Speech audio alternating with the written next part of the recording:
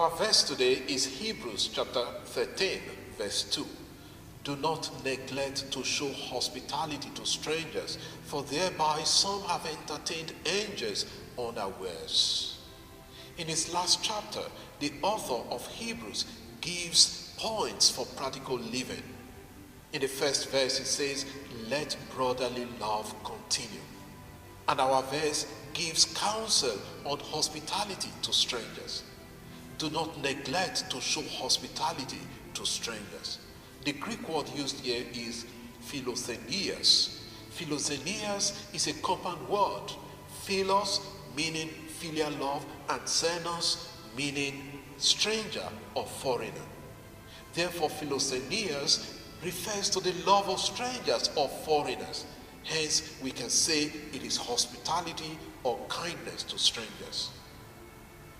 The author asks his readers not to neglect to show kindness to strangers. The same Greek word for neglect also means to overlook, escape notice, or forget. We should never forget or let strangers escape our notice. Accommodating and taking care of strangers goes back to the law of Moses.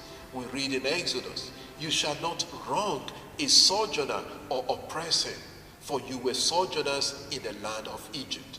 Exodus 22, verse 21.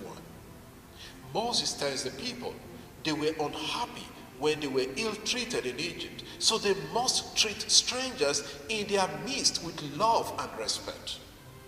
This teaching is also in line with the corporal works of mercy in the teachings of Jesus in Matthew's Gospel. For I was hungry, and you gave me food. I was thirsty, and you gave me drink. I was a stranger, and you welcomed me. Matthew 25:35. The apostles also emphasized hospitality in their teachings and writings. If you read Romans chapter 12, verse 13, and 1 Peter chapter 4, verse 9. You know how you feel in a strange place or country. When someone reaches out to you or welcomes you, you feel more at home and welcome.